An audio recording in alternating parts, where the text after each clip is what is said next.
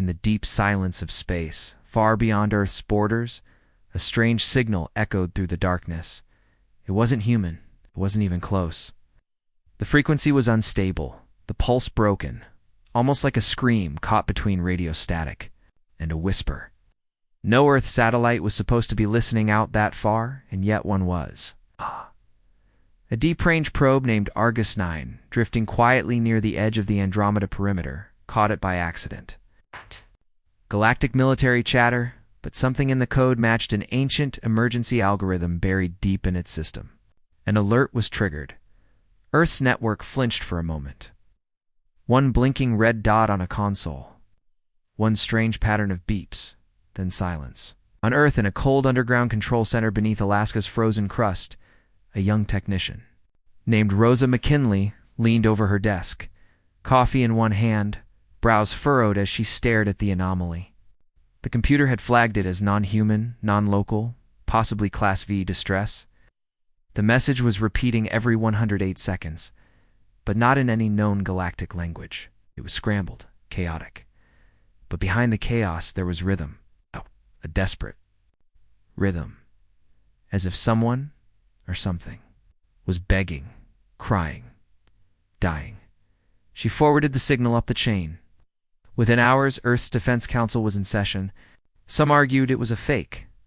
Others thought it might be a trap. But one man, Admiral Kincaid, saw it differently. He'd served in deep space operations long enough to recognize real fear, even when it was buried in noise. He stared at the wave pattern for a long time, then whispered, "That's not static. That's war." But the signal wasn't meant for Earth. That was the strange part. As Earth's best codebreakers and AI linguists tore into the data, they discovered routing metadata, strange coordinate hops, and cosmic time stomps. The signal had been directed toward a star system 12 jumps away, a place called Halcyon Verge, a place known for two things: dead worlds and silence. Earth had no business being out there. No treaties, no alliances, no clearance. The Galactic Council had once marked it a dark zone, a forgotten place beyond the maps, sealed after a brutal war between ancient powers. And yet the call had passed through Earth's space just for a moment, as if by accident, as if the galaxy had dialed the wrong number. The President ordered caution. The Council sent silence. But Admiral Kincaid couldn't shake the feeling. This wasn't just a lost cry from an alien battlefield. This was something bigger, and something in him whispered, we needed to go. So, against official orders, Kincaid activated Fleet Group 7, a classified Earth armada operating under the Shadow Protocol. 15 ships, 1 command carrier. No markings, no trace. Their mission: investigate the origin of the signal, render aid if possible, extract intelligence. In return, without being seen. They departed under the cover of an aurora storm over Earth's northern hemisphere. Silent warp. No broadcasts. No questions. By the time anyone realized what Kincaid had done, they were already 2 jumps into the black. For 7 days, the fleet traveled through uncharted corridors, skipping through gravitational lanes like ghosts. Each day, the signal grew louder, but also stranger. Some claimed to hear voices in their dreams, whispers of names they didn't know, faces they'd never seen. Others began to hallucinate, brief flashes of fire, broken cities, and clawed shapes staring from smoke. Even the AI on board began behaving oddly, dropping into deep diagnostic loops, as if something in the signal made them question themselves. On the 8th day they arrived, Halcyon Verge was a graveyard. There were no stars. Just one dying sun, a red dwarf flickering like a candle at the end of its wick. Round it spun shattered planets, broken moons, and thousands of ship husks. Not derelicts' corpses. Warships torn in half, stations melted to bone. Holes, frozen with the bodies of their crews still staring into nothing. The signal was coming from the largest of these wrecks, a ruined station, miles wide, half embedded in the ice of a broken planet's ring. It still had power, barely, and it was still sending that broken scream. Kincaid ordered the fleet into high orbit, cloaked. Recon team descended, 4 soldiers, a Xenotech, and 1 AI pilot drone. They boarded the wreck with caution. Lights flickered. Ice cracked beneath their boots. The air smelled of ozone and ancient metal. Xenotech tapped into a control node. After a minute, her eyes widened. This place was a relay, she said. It didn't create the message. It passed it along. Someone, or something, was using it to scream for help. They followed the trail deeper, past shattered bulkheads and floating debris. Past. Walls scarred by claw marks, huge ones. Something had gotten in, or maybe something got out. They reached the core chamber. A stasis pod was still active inside, a creature humanoid in shape, but covered in silver-gray armor that seemed to grow like skin. Its eyes were closed, its body unmoving, except for the pulse. And that pulse matched the signal exactly. One of the soldiers stepped closer. The pod reacted, lights flared, locks disengaged. But before anyone could stop it, the chamber flooded with sound, the raw, unfiltered scream of the signal. The pod hissed open. The creature's eyes snapped open, and the first words it spoke. Oh. Through cracked lips and blood were not an alien tongue. They were in English. Why did you answer? The recon team froze. No one could move. Oh, no one could. Speak. The creature looked around, as if confused, then terrified. You shouldn't have come. They'll follow now. They see through all frequencies. The lights dimmed. Somewhere deep in the station, something woke up. Not a person. Not a life form. A presence. The AI drone shuddered, then collapsed, its screen flashing red. Unknown entity detected. Exfil immediately, but it was already too late. In orbit. The horizon detected energy spikes across the system, ships uncloaking. Big ones, not of any known race. Their shapes were wrong, jagged, spiked, like living metal twisted in rage. They didn't send warnings. They didn't speak. They just started charging weapons. Admiral Kincaid gave the order. All ships, shields up, prepare for combat. They didn't call us, but we're here now. Let's show them who we are. The call wasn't for Earth, but humanity had answered anyway. And now, the galaxy was about to learn what that meant. The human fleet hung in the cold shadows above Halcyon Verge like silent ghosts, their dark holes hidden behind cloaking fields, their engines humming low and quiet. Below them was a broken system, planets shattered, moons split open, rings of dust circling dead cores. It looked like a battlefield from an ancient war, a graveyard where entire civilizations had been crushed and left to rot in space. The wreckage was massive. There were no signs of survivors, only drifting metal, shattered towers and distant flashes of light that faded too fast to follow.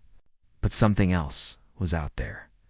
Something the sensors couldn't explain. Small distortions in space. Brief warps of gravity, like shadows moving where there was nothing to cast them. Admiral Kincaid stood on the command deck of the Horizon, watching the system unfold in real time, his jaw tight, his voice steady. This place isn't just dead, he muttered. It's watching us. The recon team's message had already shaken the fleet. The stasis pod, the humanoid survivor who spoke perfect English. The warning, they'll follow now. They see. Through all frequencies. Those words echoed in every officer's mind. What kind of enemy could see through frequencies? What kind of being could know Earth languages from across the stars? It didn't make sense unless the rumors were true. Unless Earth had been involved in something long ago that no one remembered or no one wanted to remember. Commander Elias Vance, Kincaid's second-in-command, stepped forward. Sir, the alien, what do we do with it? Kincaid didn't answer right away, just kept staring at the broken planet below. Then finally he said, bring it up too.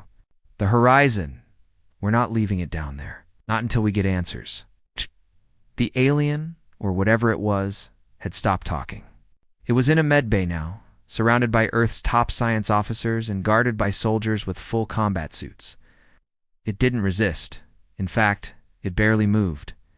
Its breathing was slow. Its armor was fused into its skin. Scans showed tech inside. Its body, not implants, but living circuits, like veins of metal that pulsed with every heartbeat. and yet its brain patterns matched human structure with 98% accuracy. Dr. Annika Solis, Earth's lead xenobiologist, ran the results twice, then whispered, "He's human. Or used to be." The others couldn't believe it. A human. It's out here in a dead system lost to history. It was impossible. Earth had never been this far out. And yet the evidence was there. The DNA, the neural patterns, the language. Someone had taken a human and changed him. But who and why? Kincaid ordered the fleet into defensive formation. Drones were sent out to scan the wrecks nearby. If there were more like the survivor, they needed to find them. But the ships they found were worse than dead. Some had been melted from the inside. Others looked like their crews had turned on each other in the final moments. Strange marks were left on the walls, deep claw-like slashes and symbols burned in languages no one could read. The boarding team stepped. Inside, flashlights cutting through the darkness. The crew was gone, but something was left behind. Carved into the metal wall of the command deck, in huge letters, was a message.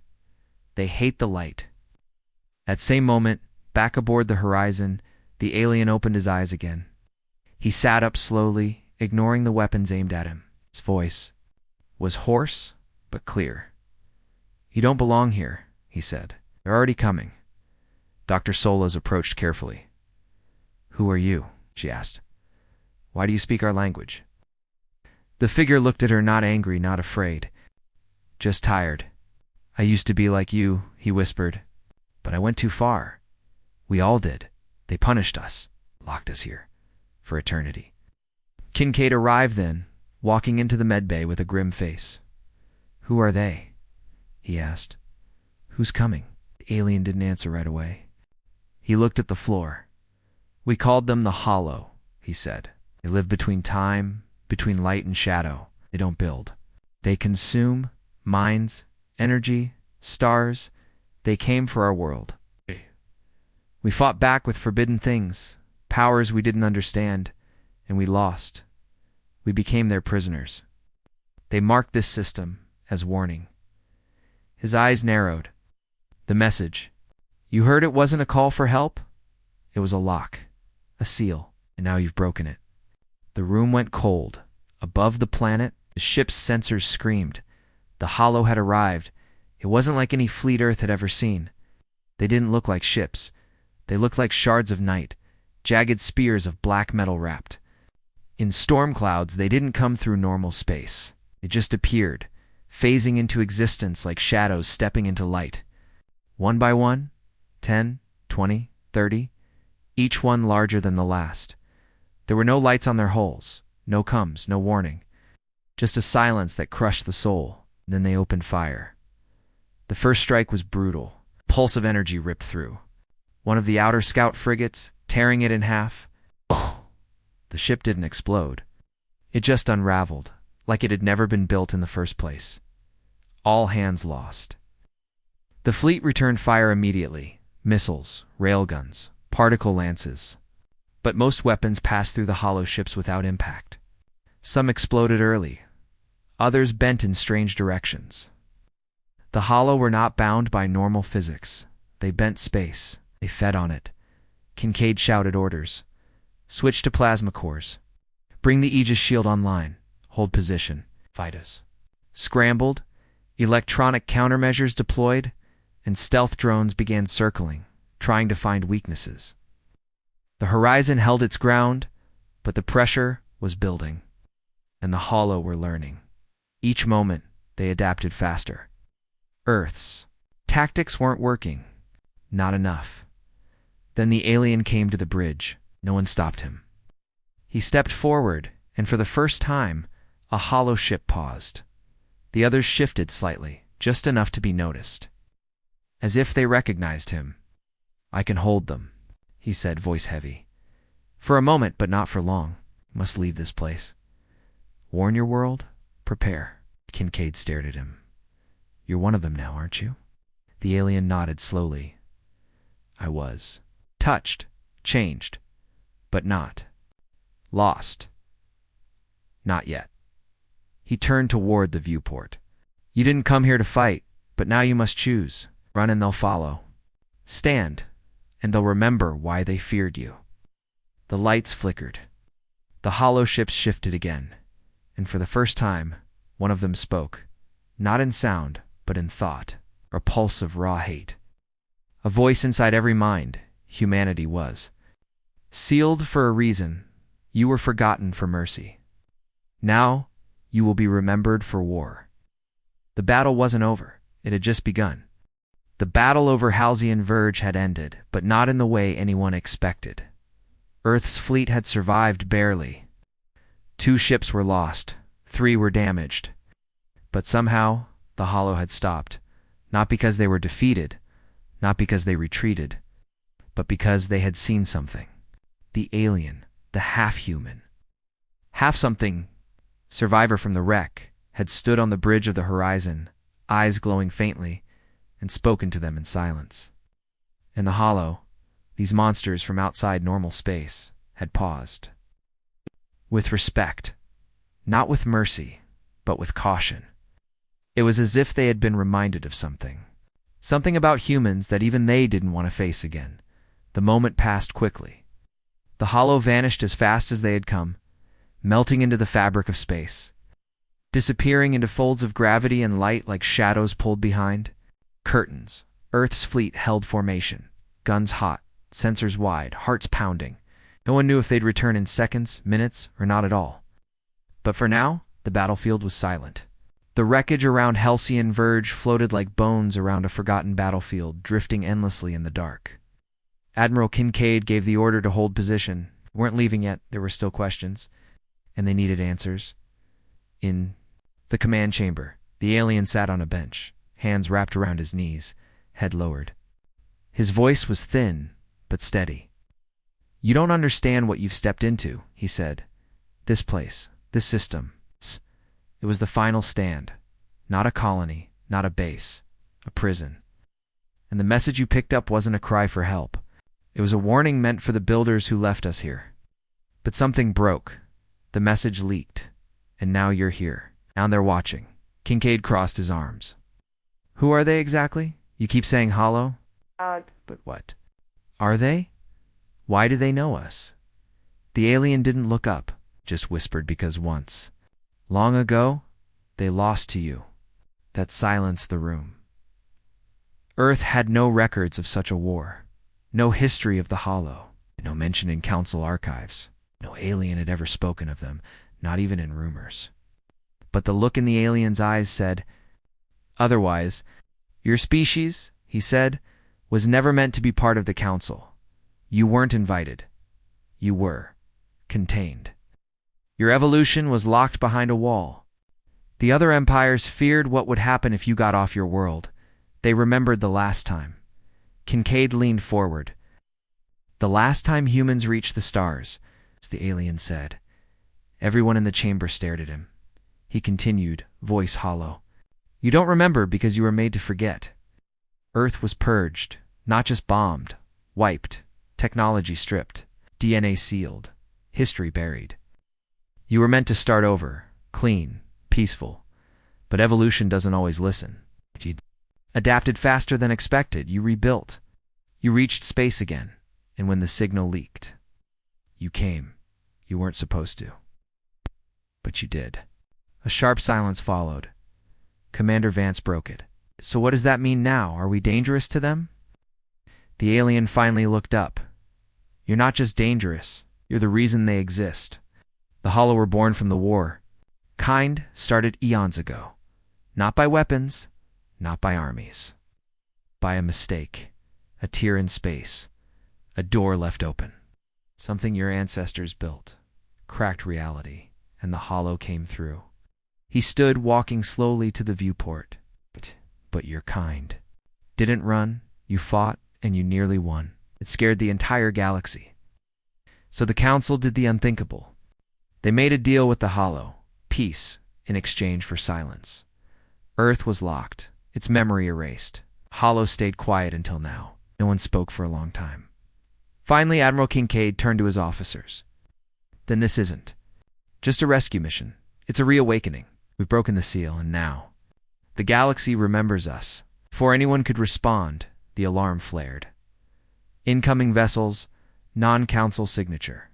5 ships, small, unarmed, approaching fast. The command team rushed to their stations. The ships were old, not human design, but clearly built by intelligent hands, rusted, patched, their engines flickering. As they came closer, a transmission buzzed through the fleet, broken, but clear enough. "Please, don't fire. We're survivors." From the verge, Kincaid gave the order to hold fire. The alien nodded. "Refugees. Alive here. Hiding. Running from the hollow." The refugee ships docked with one of Earth's support cruisers. Inside were a dozen survivors, alien species never seen before. Thin, exhausted, barely alive. But one of them, an elder female covered in bone-etched markings, approached Kincaid and spoke in fluent English. "We know you're kind," she said. "We feared your return. But now that you're here, maybe it's time." Kincaid stared. Time.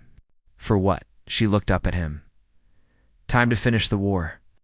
Later that night, in the war room of the Horizon, the pieces came together. The survivors spoke of a hidden vault deep within a planet's core, shielded by hollow technology, and buried under layers of energy so thick that only one species had the firepower to crack it. That species was human. Inside that vault, they believed, was the weapon Earth once used to almost end the hollow. A final device, sealed and forgotten. The fleet's course changed. They would go to the vault.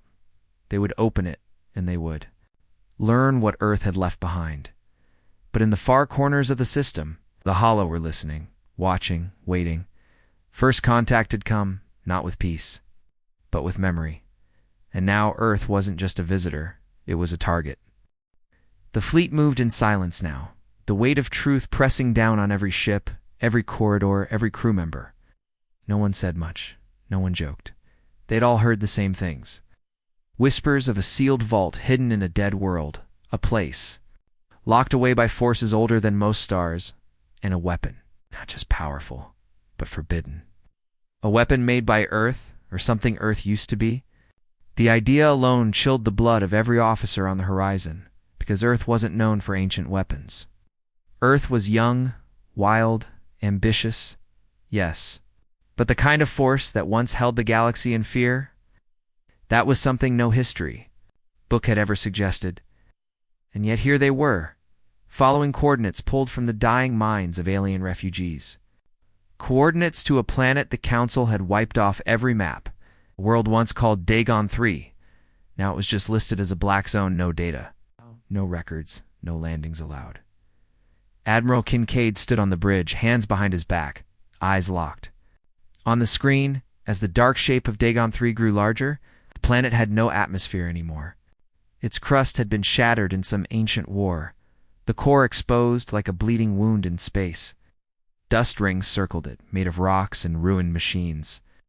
The scans showed unstable gravity, intense magnetic fields, and pockets of something. The computers couldn't identify readings that changed by the second, but one signal remained constant. A beacon buried beneath the surface, shielded by impossible energy layers, still pulsing after all this time.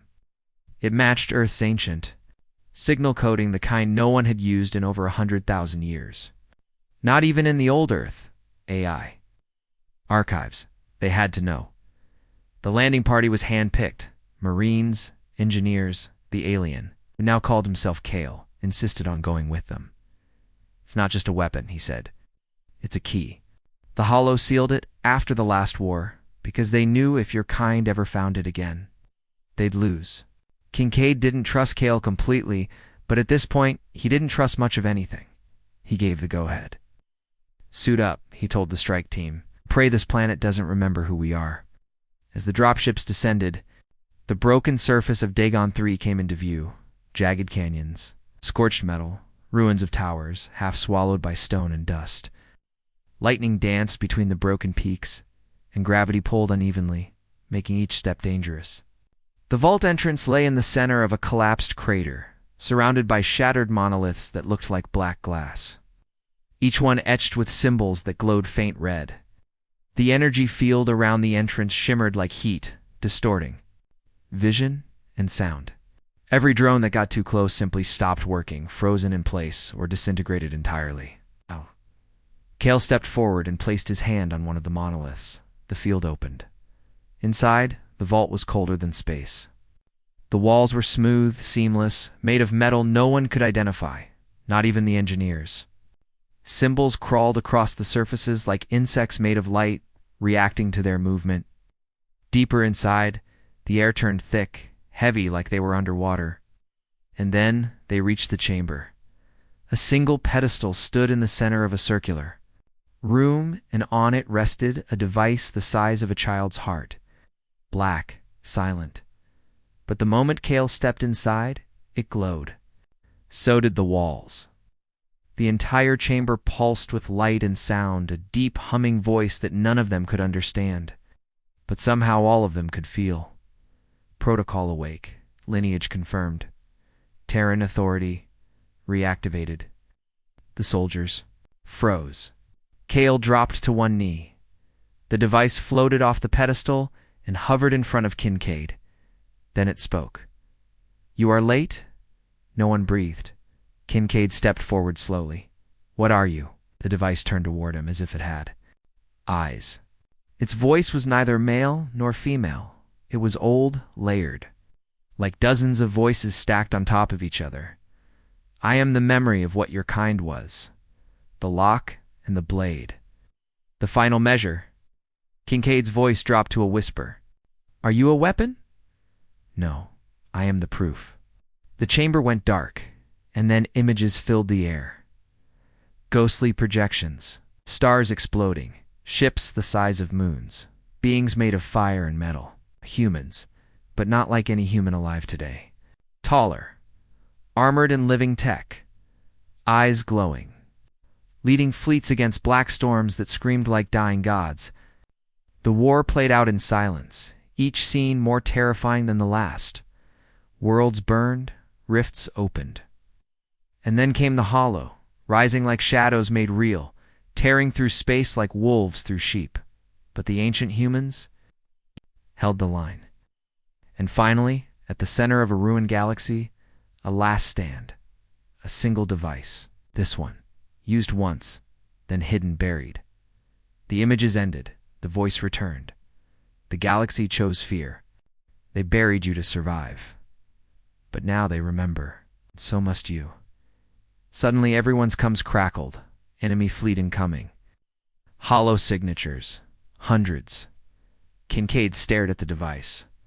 "Can you stop them?" The device pulsed once. "No, but you can if you choose." Outside, the fleet was already preparing for battle. The horizon lit up, shields rising, weapons primed. The Hollow were coming in waves now, dozens of ships forming rings in the void, like predators circling. Prey. But this time, Earth wasn't backing down. Kincaid returned to the bridge.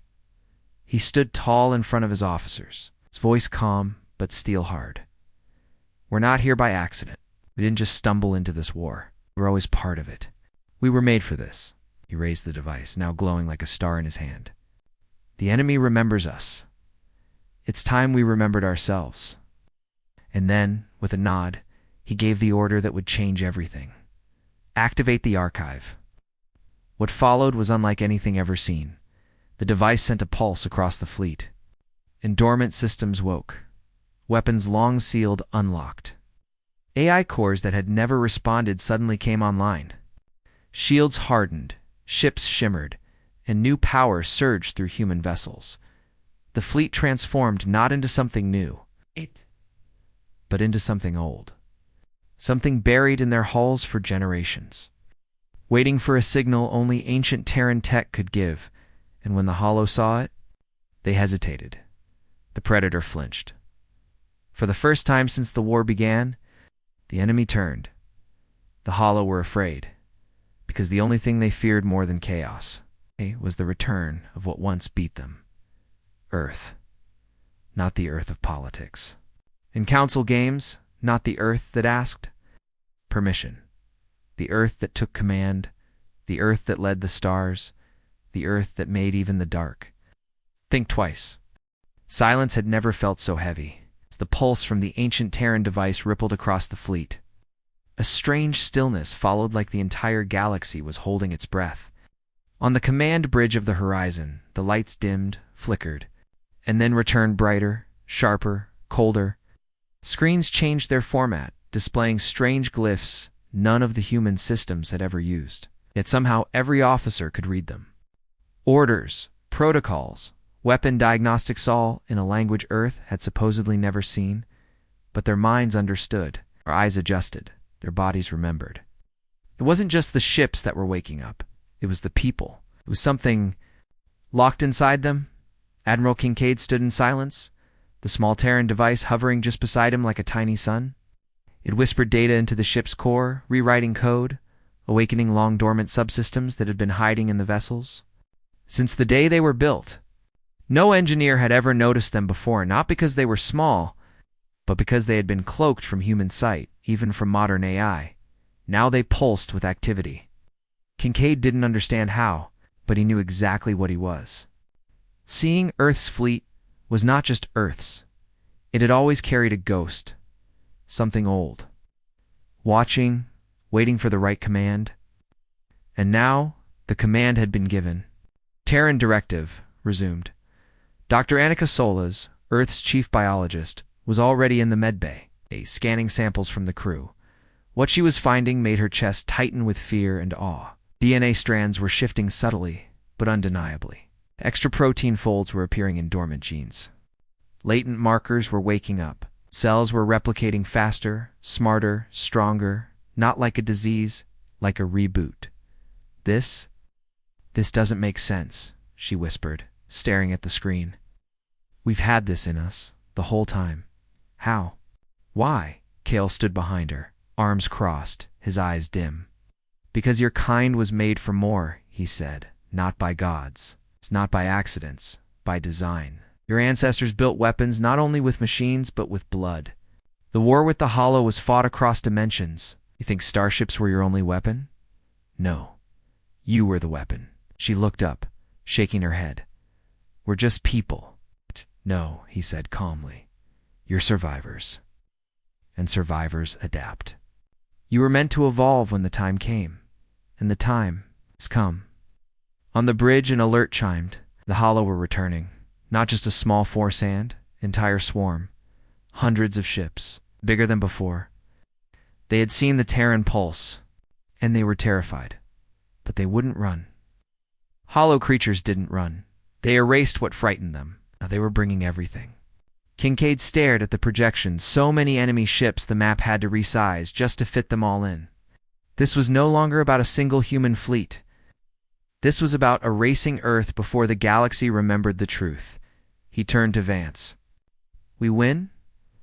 Vance was pale, but determined. We've got new systems online, sir. Shields we've never seen before. Energy weapons, pure gravitational compression. And our fighters, they're faster now. Smarter.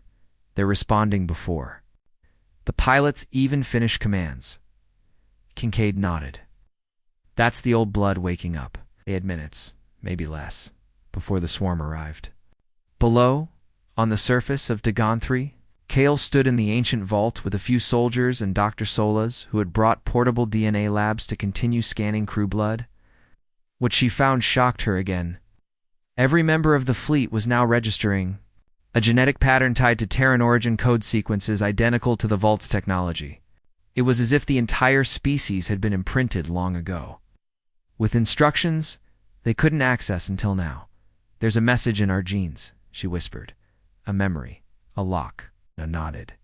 Kale nodded grimly, added grimly. Not just. Memory, instinct, combat, survival, strategy. You've felt it already, haven't you? How fast your people learn in war. How quickly you adapt. That wasn't chance. That's Terran heritage. A siren roared through every ship. Hollow ships were closing in. The void outside shimmered as they emerged from their folds of space, not flying, but crawling through gravity like serpents made of storm cloud and metal. Their hulls glistened with black static. And then, as one, they opened fire. But this time, Earth didn't flinch. The horizon lit up with energy. The new shields absorbed the initial blast like it was nothing. Hollow weapons that once tore through steel now disintegrated against Terran hulls. Railguns roared. Graviton lances tore into the enemy with invisible force, crushing their ships into pieces before they could react. Drones swarmed forward. No longer flying straight, but weaving in impossible patterns, dodging enemy fire like they saw the future. The Hollow were powerful, but the fleet had changed. And the humans aboard had changed too. Pilots reported feeling linked to their ships. Marines could move faster than before. Some swore they could predict attacks before they happened. Dr. Solas confirmed it. Reaction time had improved. Decision-making had become faster. Fear was down. Instincts were sharper. The Terran code was alive. And it was fighting. Even Kale, who had once feared the Hollow more than death, now watched them burn with steady eyes. They didn't expect you to remember, he said. They thought time would make you soft, but you were never soft. We're waiting. One of the largest Hollow ships approached the horizon, charging a core weapon so massive it began distorting space. It was the same kind of blast that had destroyed stars during the last war. But before it could fire, Kincaid gave a single command: pulse strike, full charge. The Terran device floated forward, locked onto the target, and then unleashed a beam of pure white energy that didn't just hit the Hollow ship, erased it. Gone. No explosion, no wreckage, just absence. A hole in reality. The rest of the Hollow paused. In that pause, Earth struck again. Ships that once struggled in past battles now moved like predators. Each blast was sharper, every maneuver tighter. The enemy couldn't adapt fast enough. Tide had turned, not because Earth had better ships, but because humanity had stopped holding back. The limiters were gone. The DNA code was awake, and with it came memories, not clear visions but feelings. Rage, pride, pain, a memory of being betrayed, a memory of losing everything, a memory of choosing exile so the galaxy could survive.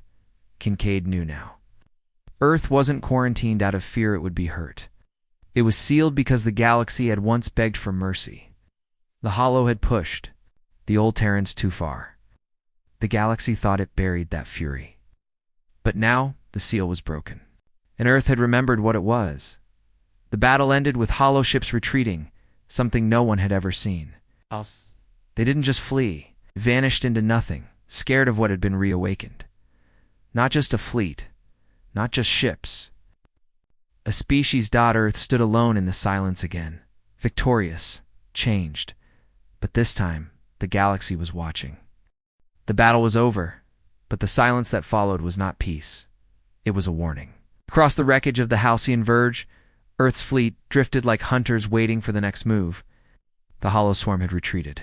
Their ships had vanished, as if sucked back into the folds of a hidden dimension, leaving behind only fragments of dark matter and warped space.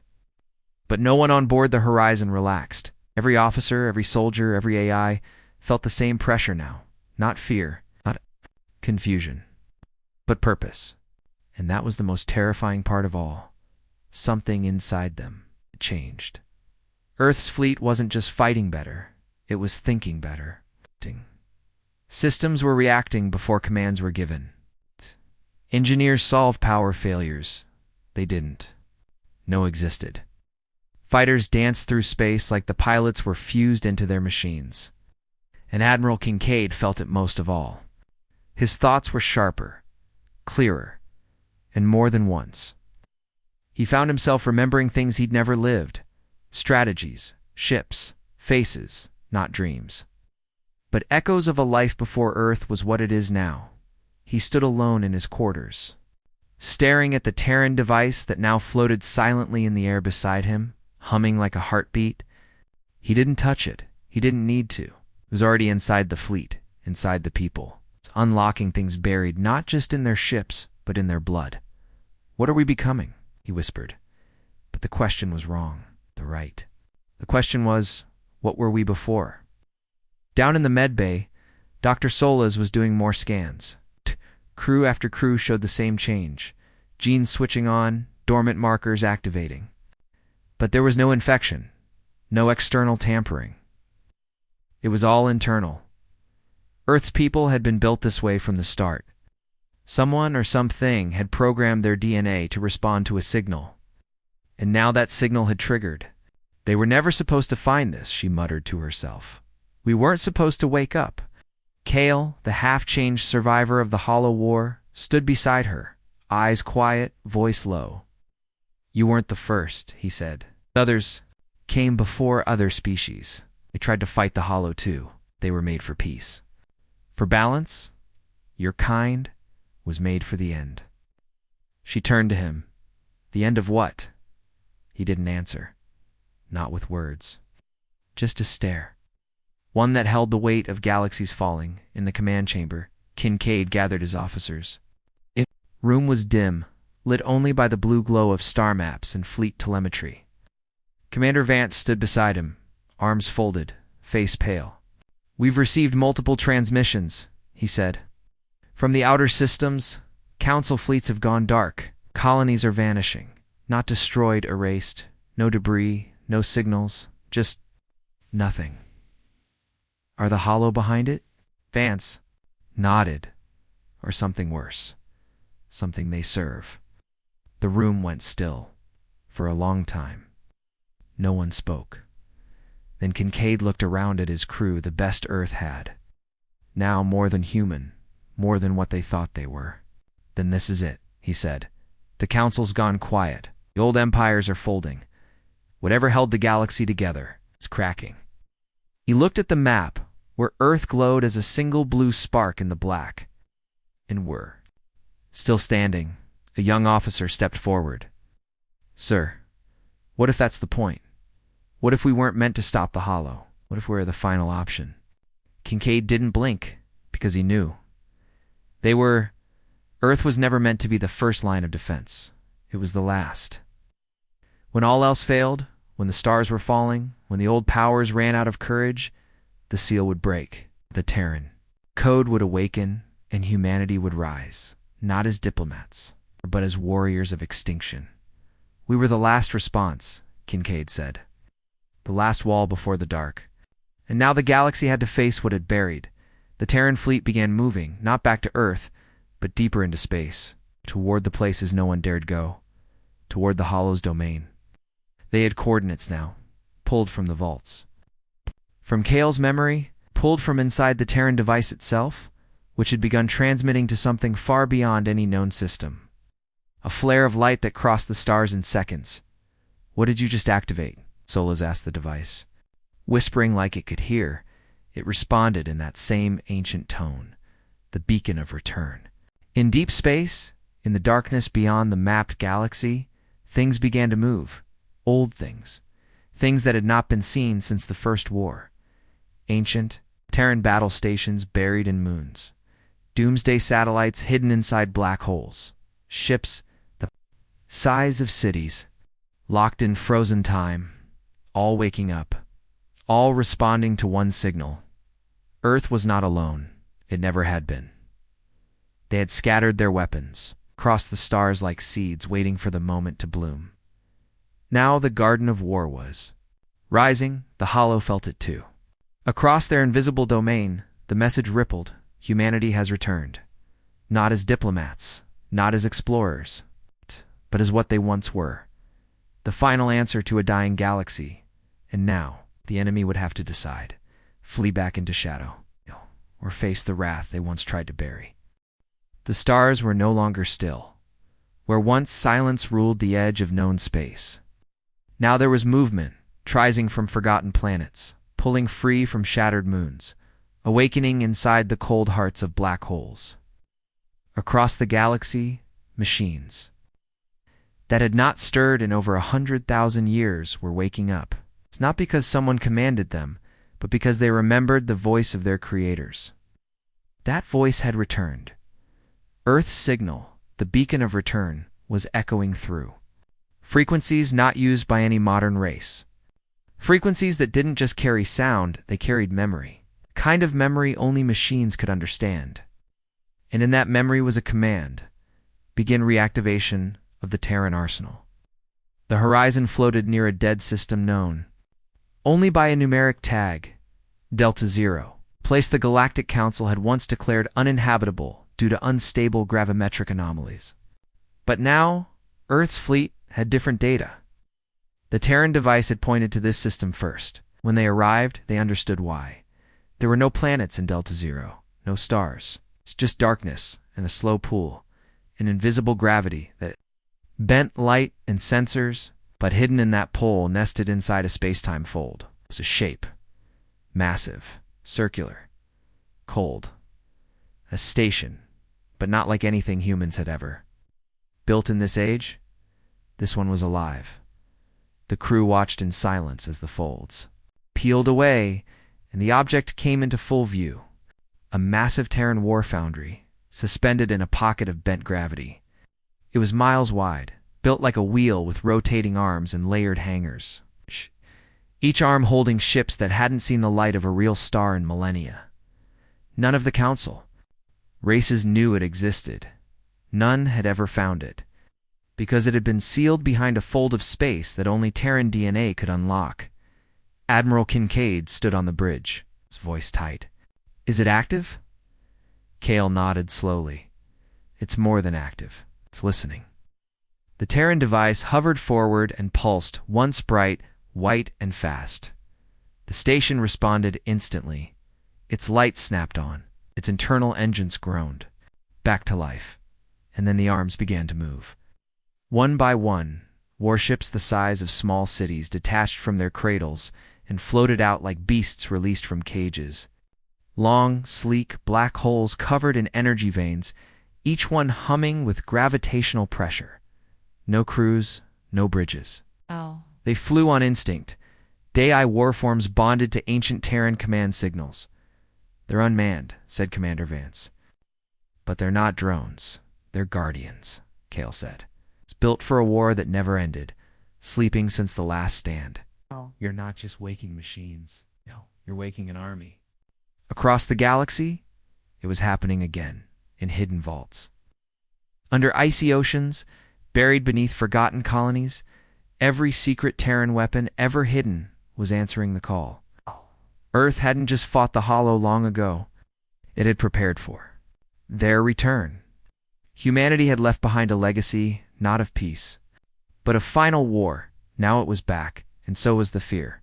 The Hollow began moving again, but not like before, not with scouts or testing waves. This time they sent their true shapes, their elders. Massive warforms shaped like floating black fortresses, each one containing cores of folded matter so dense they warped space around them. These were not just ships. They were ancient enemies. Remnants of the force that nearly destroyed all life once before. They had come to stop the return, to smother Earth's rise before it became unstoppable again. The horizon received the message first, not through standard channels but directly. Into the minds of the crew, psychic burst that seared the brain. You were sealed for mercy. You have chosen to break it. Now we erase. Screams echoed on the decks, some collapsed. Others bled from the nose. But they stood their ground. Because now they understood what they were. The Terran fleet assembled. The new ships joined Earth's armada. It's not sleek, not clean, but brutal. Designed for one thing: ending wars. Their hulls bore the scars of ancient battles. Their weapons glowed with energies modern science couldn't even name. And their loyalty was unquestioning. They moved as one. The Hollow attacked. The stars bent as their warforms surged forward. Black spikes of space-time pierced through the void, aiming straight at the heart of the fleet. But Earth didn't run. Kincaid gave the command. Fire. And the old war machines answered. Graviton cannons screamed. Fusion arcs tore through dimensions. Pulse spheres slammed into hollow shields and folded them like paper. Where hollow ships once crushed planets, now they were burning. Their elder warforms didn't die easy, but they died. For the first time in eons, they fell back.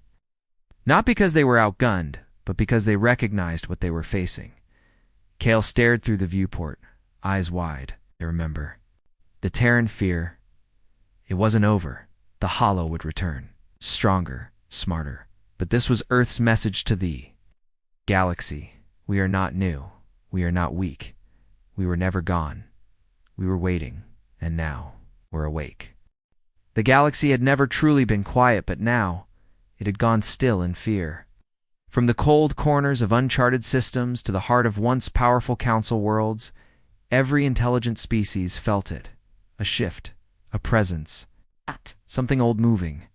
Through the stars again, not slowly, not silently, but like thunder rolling across space. Earth had risen, and nothing could pretend not to hear it anymore. The Terran fleet had tripled in size.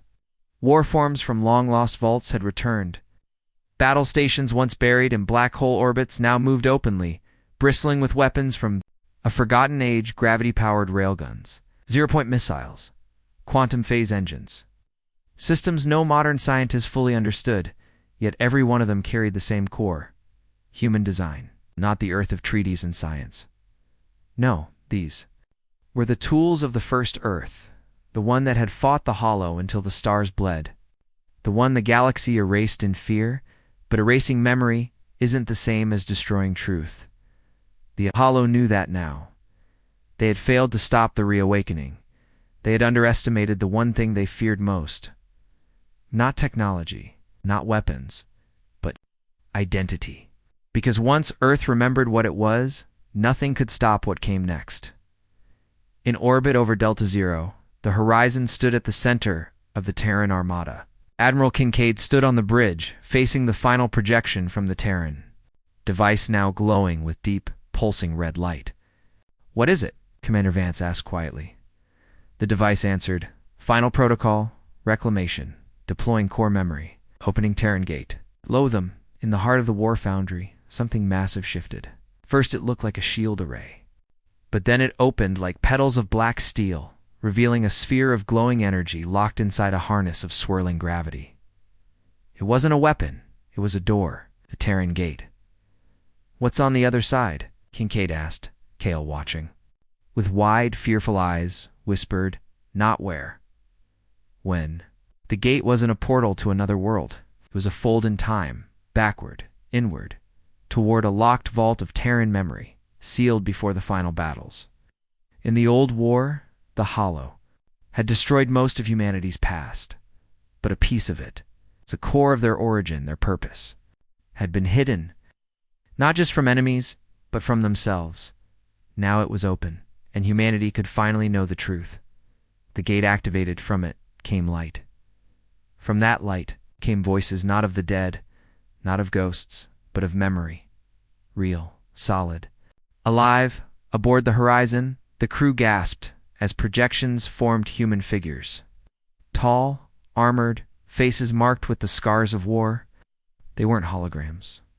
They were constructs, data-formed versions of the original Terrans, stored in compressed memory banks and kept alive in quantum slumber. One of them stepped forward. A woman with a silver crest across her forehead, eyes glowing faintly blue. She looked at Kincaid not as a stranger, but as a brother. "You finally made it," she said. "It took longer than we hoped, but you survived, and now the war must end." Kincaid's voice caught. "You're US?" She nodded. "The first Earth, the builders of the gate, the ones who made the last stand." Kale fell to one knee. The projection continued. "We sealed this memory because the galaxy chose fear, because they begged for peace, even if it meant your extinction. But you endured, and now you carry what we could not finish." Behind her, images formed, tire fleets, massive stations, lost weapons, all stored across space and time, all waiting for the signal. This was the Terran inheritance, not just ships, not just soldiers, complete archive of human might and knowledge, untouched by time. The final key, and with it came the message. Every ship across the galaxy would soon receive, "Humanity has remembered. The stars will never forget again." The Hollow struck first. One last swarm, their biggest, their worst. Thousands of warforms tearing through space, ripping apart reality, descending on Delta Zero to stop the Terran awakening. They poured in like a tidal wave of black fire, screaming in a language only machines could fear. But this time, Earth wasn't reacting. This time, Earth was waiting as the Hollow reached the system. The Terran Armada activated fully. Dozens of battle stations ignited like stars. Thousands of ships formed phalanxes of light and gravity. And from the core of the Terran Gate came the first fleet ships that had never lost. Captains stored in memory, brought back for one final war. The past, present, and future of Earth now stood shoulder to shoulder. And when Kincaid gave the order, it wasn't a command. It was a promise. Let the galaxy see what happens when you try to bury Earth. The battle that followed was unlike anything seen in modern history. Terran weapons tore through hollow cores like fire through paper. Command. Ships folded space to dodge attacks before they were fired. Newborn AI warforms fought beside human pilots as equals. In the Hollow, they bled, they screamed, they ran, but Earth didn't chase. Earth unleashed, and by the end of the battle, the Hollow were broken. The galaxy, watching from far systems, knew the truth now. The humans they feared were not becoming dangerous. They had always been dangerous. They were not newcomers to war. They were its masters, and Earth's silence over the centuries. That was mercy. The Council, hiding in its scattered ruins, would never recover. Not because Earth destroyed them, because Earth no longer needed them. Peace, if it came, would come under Earth's terms. The Terran legacy had returned, and it would never sleep again.